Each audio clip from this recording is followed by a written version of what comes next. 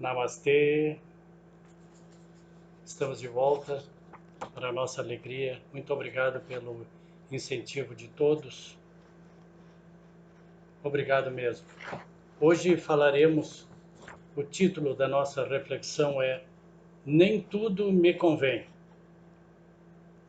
E é, como sabemos, extraído esse pequeno texto da primeira carta ou epístola de Paulo aos Coríntios, que diz: tudo me é permitido, mas nem tudo me convém. Não deixarei que nada me domine. A percepção da doutrina espírita, ao apresentar o livre-arbítrio, confirma o ensinamento do apóstolo Paulo, que tudo nos é permitido.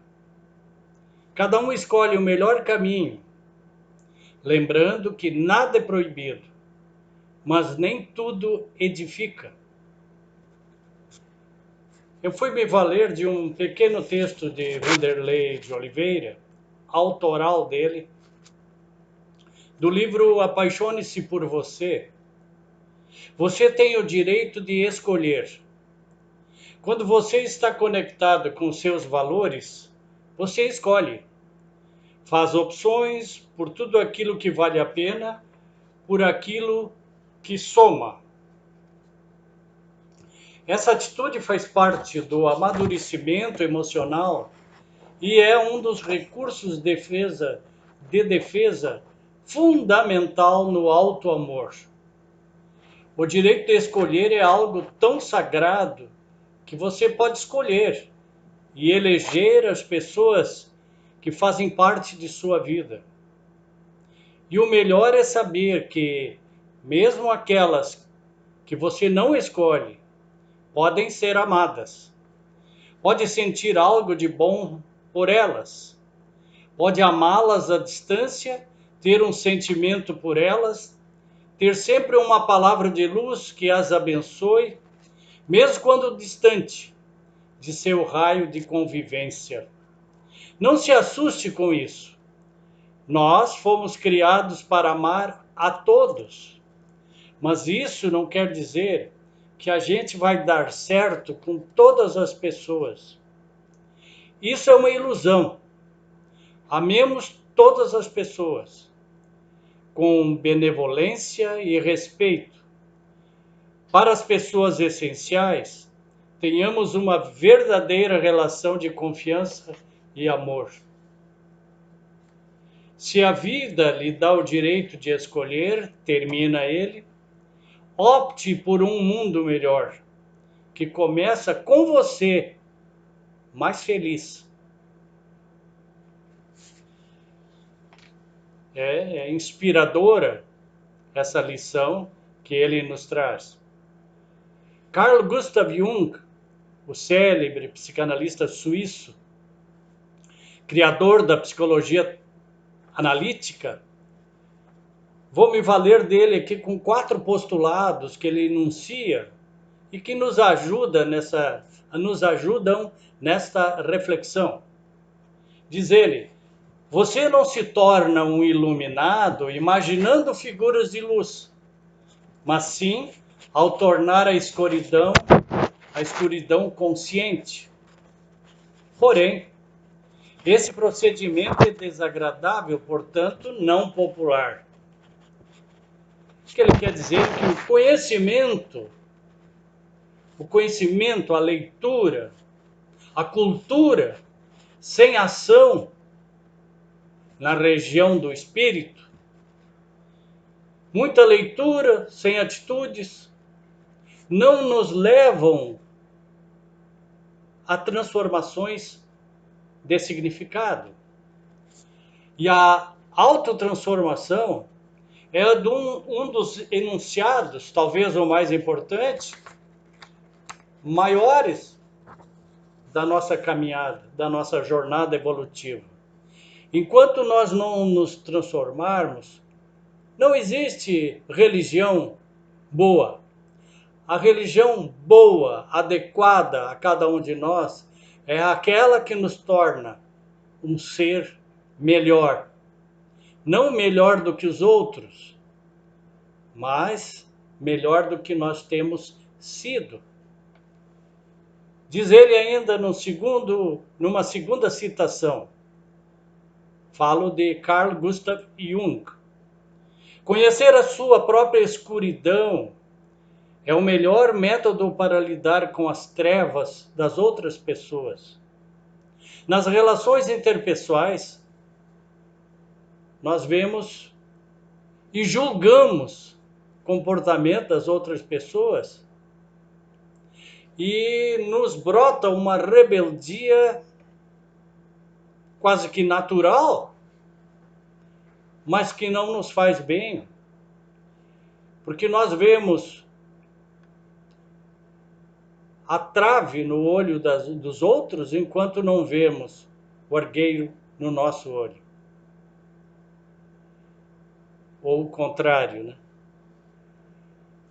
Conhecer a sua própria escuridão, diz Carl Gustav Jung, é o melhor método para lidar com as trevas das outras pessoas. Conhecendo as nossas limitações, não vamos julgar, ou não devemos julgar, porque isso nos causa infortúnios em breve, em médio prazo. Ainda diz ele, as pessoas vão fazer qualquer coisa, não importa o quão absurdo, para evitar olhar para suas próprias almas. Vê-se muito isso na pandemia. Muitas pessoas têm consciência, estão recolhidas, não com medo, mas preocupando-se com aquilo que a ciência está mostrando a cada momento. E as pessoas então vão fazer até o absurdo, segundo Jung, para evitar olhar para suas próprias almas, para o seu próprio interior, e diverse com aquilo que é externo, com aquilo que atende os seus 5 sentidos. E lembram-se, óbvio, um dia se lembram de Deus, no momento crucial, e deve-se usar ou pensar em Deus a todo momento. Ele é o nosso Criador, Ele nos dirige, está presente em todos nós, como nós estamos presentes nele. Nessa questão das sombras alheias, e Jung fala muito disso, não devemos repelir as nossas sombras. Conhecendo as nossas limitações, nós conheceremos também os infortúnios pelos quais os outros passam e teremos, no mínimo, piedade antes de fazermos julgamentos que tanto mal nos fazem. Só imaginamos sempre nesse âmbito do julgamento que as pessoas mudem, que sejam cópias daquilo que a gente imagina ser o correto. Não nos conhecemos, essa é a grande verdade.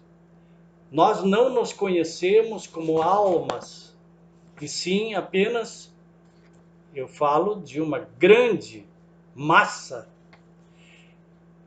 Conhecemos apenas como o nosso corpo, formado por trilhões de moléculas, e no fim da vida vai se desintegrar e a pessoa morre. Aí é de se perguntar, qual o sentido da vida? Sofrer, gozar todos os benefícios que uma boa posição social pode me dar? Ou me conscientizar de que tudo o que está no mundo, mesmo as coisas materiais, tem o seu papel na nossa vida e exercem sobre nós um poder que não deve ser nunca maior do que o nosso poder em escolher aquilo que queremos para a nossa vida. Nem tudo me convém, tudo me é permitido. O quarto axioma de Jung, ele diz: o que resiste, aquilo que você resiste, persiste. São os avisos que a vida dá, enfermidades. O poeta diz: cada um sabe a dor e a delícia de ser o que é. Aí está muito claro a alma do poeta falando uma realidade de que ninguém sabe avaliar melhor a nossa vida, pelo menos deveria ser assim, do que nós próprios. Tudo me é permitido, mas nem tudo me convém. E Paulo diz ainda: não deixarei que nada me domine. Naturalmente, ele fala das forças telúricas, das forças enraizadas no planeta e no ego dessa nossa existência atual. As proibições religiosas nos tolhem a liberdade e também estimula a hipocrisia. Por isso, nós ao percebermos as sombras em nosso íntimo, devemos com elas conviver e não rechaçá-las, rejeitá-las, esquecendo que elas existem, colocando-as num quartinho ou empurrando para debaixo do tapete, porque em algum momento da vida elas vão nos avisar que estão muito presentes no nosso psiquismo e na nossa caminhada espiritual. A doutrina espírita também nada proíbe, mas alerta.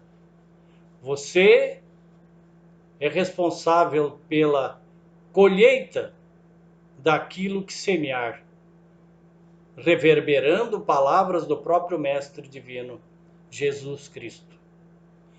Kardec nos lembra também: a fé inabalável é somente a que pode encarar a razão, frente a frente ou face a face, em todas as épocas da humanidade. Então não há por que acreditar em Deus. É viver como Deus dentro de si, saber que se é, o que se é, saber da sua identidade. E aí entra o autoconhecimento, que nos traz definitivamente qual a nossa posição, qual o nosso papel, qual o intuito da nossa existência. Que responda: por que eu estou aqui se de um momento para o outro eu posso ir embora? Ora, eu não tenho como marcar essa data de despedida, por isso eu não sou eterno. Em algum momento irei para um mundo espiritual. E quando digo eu não sou eterno, estou falando do nosso ego, da nossa personalidade atual.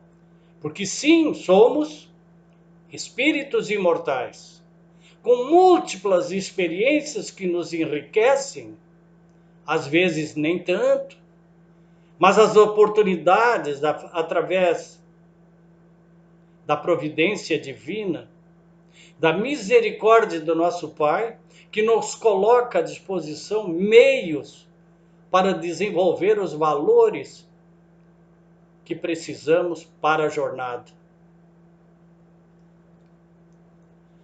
O reino de Deus, que Jesus nos fala, começa e se estrutura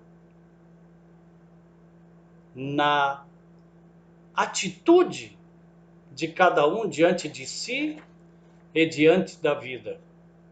Tudo me é permitido, mas nem tudo me convém. Vivemos um mundo de provas e expiações, sofrimentos. E alguém há de perguntar, mas como Deus permite que haja tanto sofrimento sobre a terra? E outros pagarão para médios, pitonisas, oráculos, videntes, lhes livre das cargas que têm, quase sempre carreadas na atual existência e pelo próprio vivente? Como se isso fosse fácil se desvencilhar, como tirar uma mochila das costas e jogar no lixo ou num canto, vendo-se livre dos problemas que a gente mesmo criou. Temos livre arbítrio, como já tenho dito, para escolher as nossas opções, as nossas alternativas de vida. O livre-arbítrio sustenta-se ainda abaixo de duas grandes leis. Acima do livre-arbítrio está a ação e reação. E acima, a lei da evolução, a lei do progresso, que ajusta sintonias, às vezes de uma maneira até compulsória, porque não há outro jeito, nos indicando caminhos através do sofrimento. Por isso o sofrimento que Deus permite que haja é fruto dos desatinos e das imperfeições humanas. Nos mundos felizes não há sofrimento, pelo menos como aqui.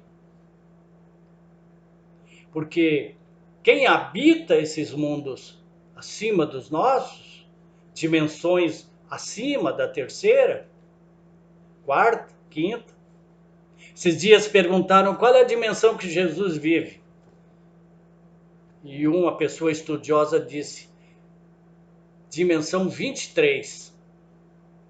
Então temos, sem dúvida, um longo caminho, né? Longo. E que nos entusiasma a buscar recursos próprios, arregimentando forças de tudo que nós temos de informação e de formação até acadêmica em torno do nosso autoconhecimento. Então, o livre-arbítrio está atrelado a duas grandes leis que estão acima dele: ação e reação e a lei da evolução. Muitos confundem ação e reação com causa e efeito. De certo modo, há uma relação. Causa e efeito é uma lei física. Tipo, bateu, levou. Se eu jogo uma bola de tênis na parede, ela volta. Tem uma causa e tem um efeito. E assim diversos exemplos se poderia dar da nossa vida. Mas quando uma pessoa está numa jornada espiritual, ela entra na ação e reação, que pode ter feito muito mal, matado até pessoas numa vida, mas na outra não precisará ser assassinado para pagar isso. Ação e reação prevê um planejamento pré-encarnatório, avalizado por entidades espirituais, nossos padrinhos, mentores, guias, pode-se dar o nome que quiser, aqueles que ficam na retaguarda no mundo espiritual, torcendo por nós. E isso é combinado quase sempre, quando não é compulsória a vinda, combinado e aceito por cada um de nós. As fases, grandes linhas que eu vou ter. Uma pessoa pode ter matado até mais de uma pessoa, mas vem, forma-se médico, ou bombeiro, ou paramédico e salva pessoas a todo momento. Está cumprido o karma, em parte, né? Não vai precisar morrer porque matou. Isso é ação e reação. E não a lei de causa e efeito. Então, acima do livre-arbítrio, ação e reação. E acima, a evolução, a lei da evolução, a lei do progresso, que nos guia, muitas vezes através do sofrimento, porque a única maneira de nós baixarmos a cabeça, nos ajoelharmos diante do Pai, porque não há outro jeito. A rebeldia é um dos fatores principais. Quando se nasce, se é criado e se tem a sensação de que os outros que conosco caminham na reencarnação atual vieram para nos satisfazer, para atender os nossos desejos. E esperamos tudo das outras pessoas. Obviamente, vamos nos rebelar, porque o mundo não é assim. Muitos têm a ilusão de viver nesse mundo. Tem muito poder, às vezes muito dinheiro, às vezes muita beleza física e às vezes as três coisas, as três características na mesma pessoa. É uma prova e tanto. É uma prova difícil. Porque uma pessoa que se rebela quando os outros não fazem não atendem às suas solicitações, às vezes até absurdas, essa pessoa se torna um ditador. E se tiver poder, vai se endividar muito, muito mesmo. Então a semeadura e a colheita é uma questão de justiça, né? Ninguém vai colher ou colhe além do que plantou. Felicidade, alegria são conquistas particulares, pessoais. E só as teremos se plantarmos isso. De que forma? Lendo muito? Também, mas não isso. Fazendo outras pessoas se alegrarem e terem mais felicidades. Ajudando-as, às vezes com uma palavra, às vezes até com uma admoestação cristã, às vezes com um silêncio.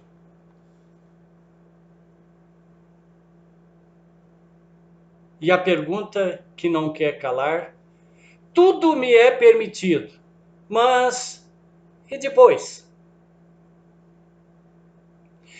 Depois que eu realizo tudo que me é permitido, vou me queixar de Deus? Do pai, da mãe, do avô, do marido, da esposa, do vizinho? Ou vou assumir que esse é um papel meu e só a mim cabe alterar e melhorar a minha trajetória? Eu termino com uma citação breve de Emmanuel, ou Emanuel. Não permitas que venhamos a cair sob os golpes da tentação de nossa própria inferioridade. Isso ele fala com Deus e diz a Deus. Ao nosso Pai ele fala, Emmanuel fala: não permitas que venhamos a cair sob os golpes da tentação de nossa própria inferioridade.